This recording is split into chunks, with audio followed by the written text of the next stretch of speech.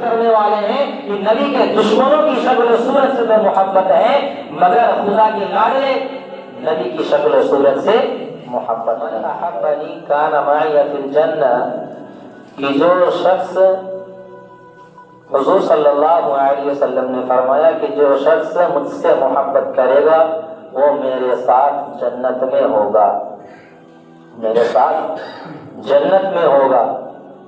ہر انسان کی تمنا جنت میں جانے کی ہوتی ہے، کوئی بھی انسان جہنم جانا نہیں چاہتا ہے،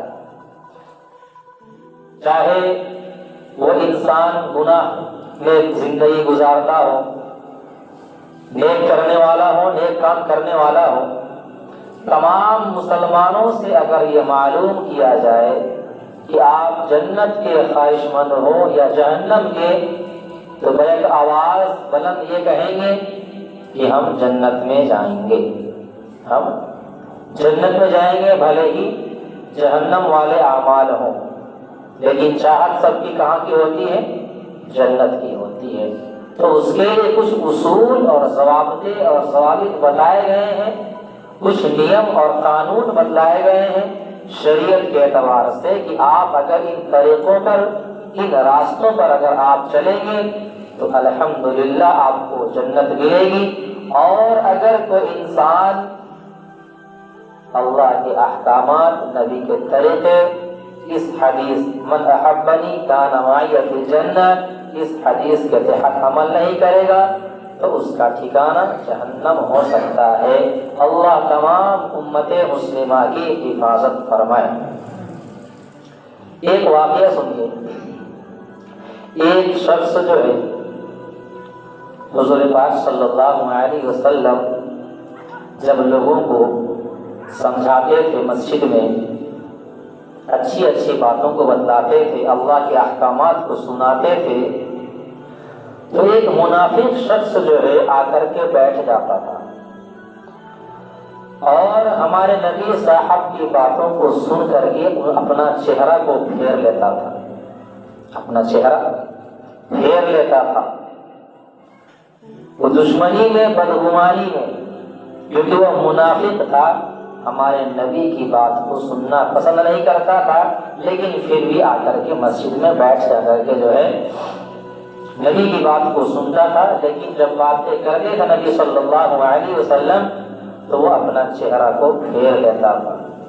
کئی دن تک ایسا دیکھا گیا، اچانک ہمارے نبی صاحب صلی اللہ علیہ وسلم کی نظر اس شخص پر پڑ گئی اور اس کا چہرہ پھرا ہوا تھا۔ آپ صلی اللہ علیہ وسلم نے فرمایا کن کذالک، کن کذالک، تو ایسا ہی ہو جا۔ اس کے معنی ہوتے ہیں تو ایسا ہی ہو جا۔ فوراً اس کا چہرہ ٹیڑھا ہو گیا اور مرتے دم تک جو ہے اس کا چہرہ ٹیڑھا ہی رہا۔ یہ اس کی گستاخی تھی، ہمارے نبی کی بات کو سننے کے بجائے کیا کرتا تھا؟ وہ چہرہ کو پھیر دیتا تھا۔ تو تمام لوگوں کو جو ہے حضور صلی اللہ علیہ وسلم سے محبت ہونی چاہیے، ان کی باتوں سے محبت ہونی چاہیے، ان کی عادت و اخلاق سے محبت ہونی چاہیے۔ میرے عزیز بزرگوں، ہم نے بیان میں یہ کہا تھا کہ ہمارے سب سے بڑے محسن، ہم پر احسان کرنے والے جو ہیں، نہ ہمارے دوست ہیں، نہ رشتہ دار ہیں، نہ احباب ہیں، نہ اساتذہ ہیں، نہ والدین ہیں، ہم پر جو ہیں سب سے بڑے احسان کرنے والے، سب سے بڑے محسن اور پوری انسانیت کے محسن ہمارے حضور پاک صلی اللہ علیہ وسلم ہے۔ وہ غریبوں سے محبت کرنے والے تھے، وہ یتیموں کا سہارا تھے، آسروں کے آسرا تھے، درد مندوں کی دوا تھے۔ اور دنیا میں کوئی تو صرف اپنی اولاد پر احسان کرتا ہے، دنیا میں کوئی صرف اپنی اولاد پر احسان کرتا ہے، کوئی صرف اپنے دوستوں پر احسان کرتا ہے۔ کسی کا احسان ایک آدمی پر ہوتا ہے اور کسی کا احسان ایک خاص گروہ پر ہوتا ہے، ایک خاص جماعت پر ہوتا ہے۔ اس کی مثال دیکھیے، ایک باپ جو ہے اپنی اولاد کے لیے ہر چیز کرنے کے لیے تیار رہتا ہے، یعنی باپ کا احسان ہی تو ہے نا، باپ کا احسان ہے اس کی اولاد پر، اسے پڑھاتا ہے، لکھاتا ہے، قابل بیٹا بناتا ہے، یہ اس کا باپ کا احسان ہی ہے۔ اور کوئی انسان ایک خاص جماعت میں احسان کرتا ہے کہ بھائیوں تم اس طرح سے قابل بن جاؤ، میں تمہارے اوپر احسان کر رہا ہوں۔ ایک مثال اور دیکھیے اس میں کہ ابھی جو ہے، ابھی جس کی حکومت ہے یہاں پر جھارکھنڈ میں، وہ اپنے طریقے سے جو ہے وہ کسی کے اوپر احسان کر رہے ہیں، کچھ سرکاری کاغذات کو جمع کر کے لے کر کے ان کے اوپر ان کے کھاتے میں پیسے جمع ہو رہا ہے، تو یہ ایک احسان ہی ہے نا، احسان ہے۔ تو ان کا احسان کن پر ہے؟ تمام لوگوں پر نہیں ہے۔ تمام لوگوں پر ہے کیا؟ تمام لوگوں پر نہیں ہے، ایک خاص لوگوں پر ہے، خاص جماعت پر ہے، خاص گیروں پر ہے۔ مگر آپ صلی اللہ علیہ وسلم رحمت للعالمین تھے، کیا تھے؟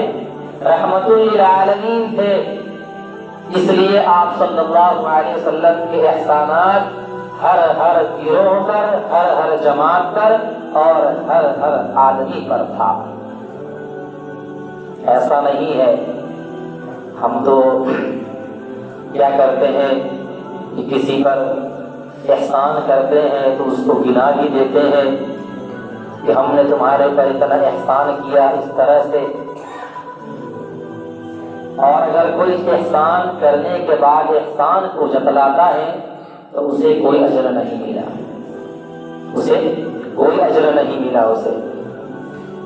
تو ہم چاہتے ہیں کہ ہم صرف اور صرف اپنے خاص لوگوں پر ہی احسان کریں، ان کے فکر مند بن کر کے ان کو صحیح لائن میں لے کر کے آنے والے ہم بن جائیں۔ یہ صرف کس کے لیے ہم چاہتے ہیں؟ جو ہمارے قریب رشتہ دار ہیں یا اہل و عیال ہیں، ان کے لیے۔ لیکن آپ صلی اللہ علیہ وسلم تمام امت کے لیے، اگر کوئی غیر مسلم ہے تو ان کے لیے بھی دعائیں فرمائی ہیں کہ وہ بھی اسلام میں، ایمان میں داخل ہو کر کے کلمہ پڑھ لے اور جنت میں جانے والا بن جائے۔ مسلمان ہے اگر وہ کہیں کسی کمی یا کوتاہی میں زندگی بسر کر رہا ہے تو ایک اللہ پر یقین رکھ کر کے میرے طریقے پر چل کر کے کیا ہو جائے؟ جنت میں جانے والا بن جائے۔ اور میرے عزیز ساتھیوں، حقیقت تو یہ بھی ہے کہ آپ کے احسانات تو حیوانوں پر بھی تھے،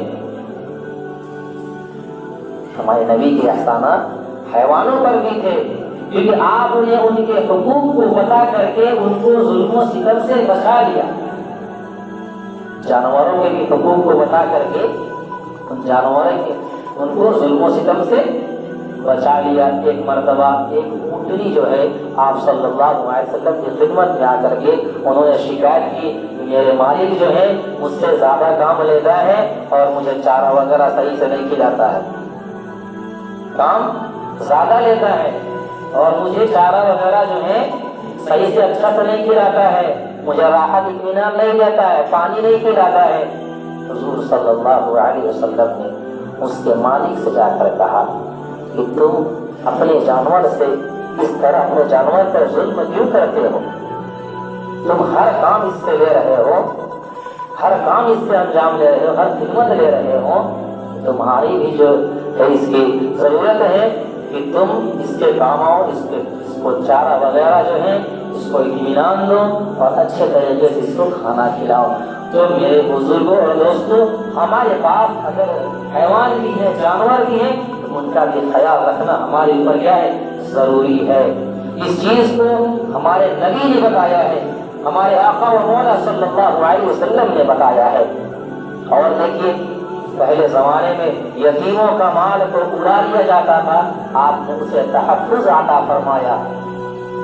یتیموں کا مال جو ہوتا تھا اسے ختم کر دیا جاتا تھا، لیکن کتنے احسان کی یتیموں پر، تو اسے تحفظ عطا فرمایا۔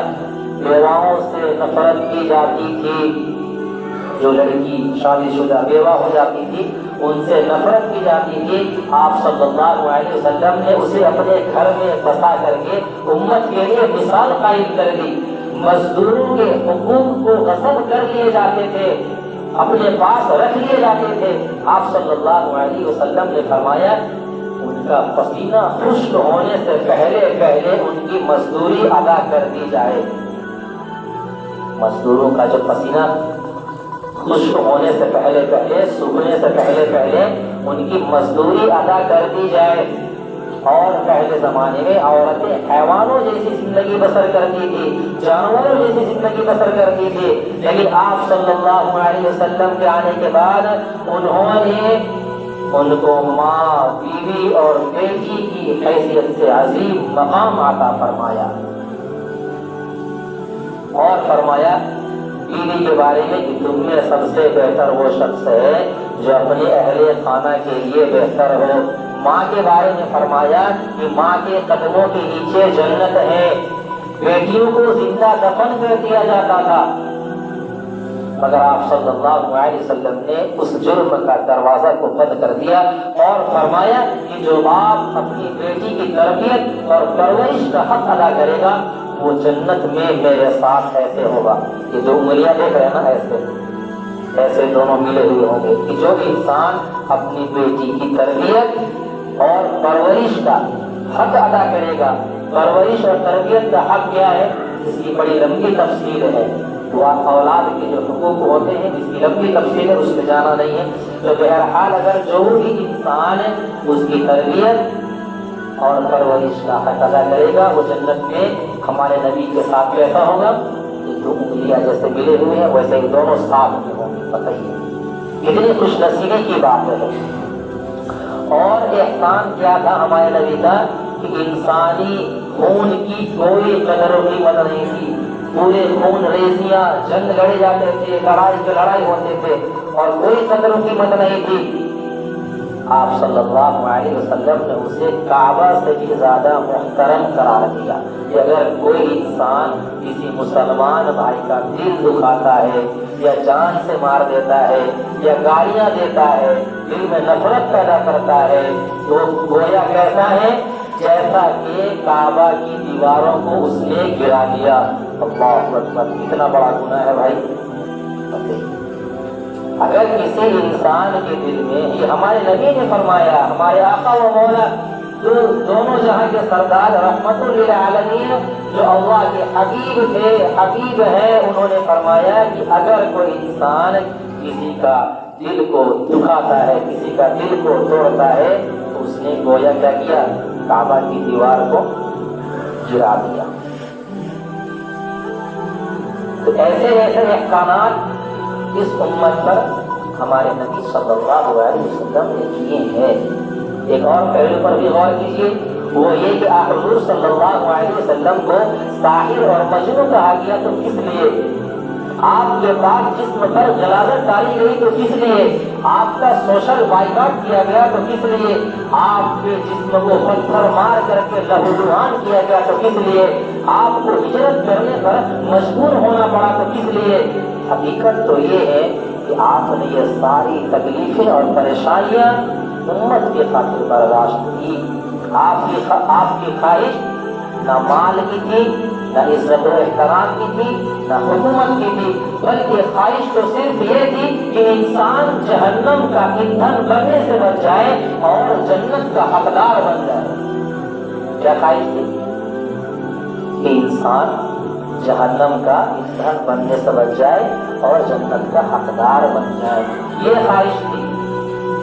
جس پیغمبر نے ہمارے لیے اتنی تکلیفیں برداشت کی, اتنی پریشانیاں برداشت کی, کیا اس پیغمبر کا حق یہ نہیں ہے کہ اس سے دل سے محبت کی جائے؟ حق یہ نہیں ہے کہ اس پیغمبر سے دل سے محبت کی جائے؟ میرے بزرگوں, نوجوان ساتھیوں, پیغمبر کو جس حالت میں دیکھیں اسے امت کی فکر, رات کی تنہائیوں میں امت کی فکر, دین کے مشغولیوں میں امت کی فکر, مکہ اور مدینہ میں امت کی فکر, جنگ کے میدان میں ہے تو امت کی فکر, صحت اور تندرستی کی حالت میں امت کی فکر, بڑھاپے اور بیماری کی حالت میں امت کی فکر, فرش پر ہے تو امت کی فکر, معراج پر ہے تو امت کی فکر, اور دنیا سے جانے کے بعد بھی امت کی فکر. قیامت کے ہولناک منظر میں جب آدم علیہ السلام آدم صفی اللہ نفسی نفسی کہہ رہے ہوں گے، ابراہیم خلیل اللہ نفسی نفسی کہہ رہے ہوں گے، موسیٰ کلیم اللہ نفسی نفسی کہہ رہے ہوں گے، عیسیٰ روح اللہ نفسی نفسی کہہ رہے ہوں گے، تو آقا دو جہاں سرور کونین رحمت للعالمین ہمارے مفتی نبی پاک صلی اللہ علیہ وسلم امتی امتی امتی کہہ رہے ہیں۔ اتنی محبت جس عظیم پیغمبر نے اپنی گنہگار امت سے اتنی محبت کی ہو، یہ کیسے ہو سکتا ہے یہ امت اپنے آقا اور محسن اعظم سے محبت نہ کرے؟ کیسے ہو سکتا ہے؟ ہر وقت جو ہے یہاں تک کہ نبی پاک صلی اللہ علیہ وسلم جب اسرائیل علیہ السلام روح لینے کے لیے آئے، اس وقت بھی امت کی فکر تھی۔ تفصیلی واقعہ ہے، کیا ہوا نہیں انشاءاللہ بتایا جائے گا کبھی۔ اس وقت بھی امت کی فکر تھی، اس وقت بھی امت کی فکر تھی، اور یہ امت ہمارے نبی کی محبت کو، ہمارے نبی کے احسانات کو بھلا کر کے ہم غفلت کی زندگی گزار رہے ہیں۔ محبت کرنے والا تو وہ ہوتا ہے جسے محبوب کی ہر ایک ادا سے محبت ہو، ہے یہ ہے محبت کرنے والا وہ ہوتا ہے جسے محبوب کی ہر ایک ادا سے محبت ہو، اس کی صورت سے محبت ہو، اس کی سیرت سے محبت ہو، اس کی عادت و اخلاق سے محبت ہو، اس کی بات چیت سے محبت ہو، اس کی چال چلن سے محبت ہو۔ ہم کیسے محبت کرنے والے ہیں کہ نبی کے دشمنوں کی شکل و صورت سے محبت ہے، مگر خدا کے لاڈلے نبی کی شکل و صورت سے محبت نہیں ہے۔ ہمیں نبی کے دشمن جو ہے نا، ان کی شکل و صورت ہر چیز کو اپنا معیار زندگی بنا لیے ہم، ان کی شکل و صورت، ان کی عادت، ان کی بات چیت، ان کا چلنا، ان کا رہنا سہنا، ان کے ہر طریقے سے محبت ہے، مگر جو ہمارے اتنے بڑے محسن، جو نبی، جو خدا کے لاڈلے، ان کی شکل و صورت سے محبت نہیں۔ اور اپنے آپ کو ہم کیا کہتے ہیں؟ ہم بہت سچے عاشق ہیں، سچے عاشق رسول ہیں اور محبت کرنے والے ہیں۔ یہ اگر یہاں پر نعرہ تکبیر لگا دیا جائے تو پوری سارے ٹولی میں آواز مجھے اٹھے گی، یا محمد محمد محمد کہتا ہے، نعرہ تکبیر اللہ اکبر کہے۔ میرے بھائی کو صرف نعرے لگانے سے محبت کی ادائیگی نہیں ہے، محبت کی علامت صرف نعرہ لگانا نہیں ہے، محبت کی علامت صرف نعرہ لگانا نہیں ہے، یا صرف زبان سے کہہ دینا یہ بھی محبت کی علامت نہیں ہے۔ اگر ہمیں نبی سے محبت ہے تو ان کی عادت و اخلاق، ان کی شکل و صورت، ان کی سیرت کو اپنا آئیڈیل بنانا چاہیے، انہیں آئیڈیل بنانا پڑے گا، تب حقیقت میں ہم کیا ہوں گے؟ محبت کرنے والے ہوں گے اپنے نبی پاک صلی اللہ علیہ وسلم سے۔ اور اگر یہ سب نہیں ہے تو محبت کا دعویٰ بھی چھوڑ دیں۔ ایمان، اسلام اور محبت کے دعوے، ایمان، اسلام اور محبت کے دعوے حضور صلی اللہ علیہ وسلم کی اتباع، فرما برداری، اطاعت کے بغیر کچے اور ناقص ہے۔ کیا ہے؟ کچے اور ناقص ہے۔ کیا؟ ایمان ہے، اسلام ہے اور ان کے طریقے پر چلنا ہے، تو ان تمام چیزوں کی اتباع کے بغیر، اطاعت کے بغیر کچے اور ناقص ہے۔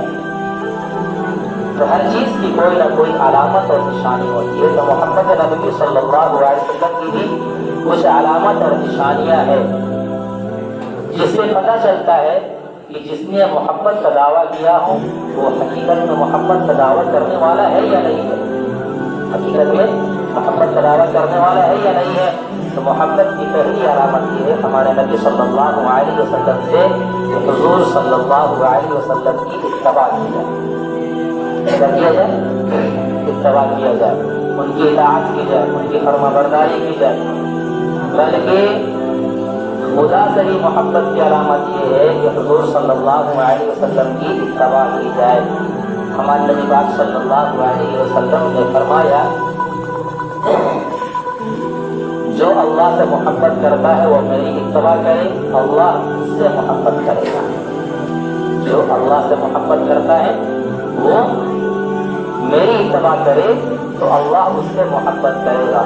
محبت کی دوسری علامت یہ ہے کہ آپ کا کثرت سے ذکر کیا جائے، آپ کا کثرت سے ذکر کیا جائے، کیونکہ اصولی طور پر کہہ دیا گیا ہے کہ من احب شیئا اکثر ذکرہ، جو کسی کے ساتھ محبت کرتا ہے اس کا ذکر، اس کا نام زیادہ سے زیادہ لیتا ہے، زیادہ سے زیادہ ہر وقت لیتا رہتا ہے۔ زندگی کے ہر مسئلے میں آپ کا نمونہ، ہر مسئلے میں۔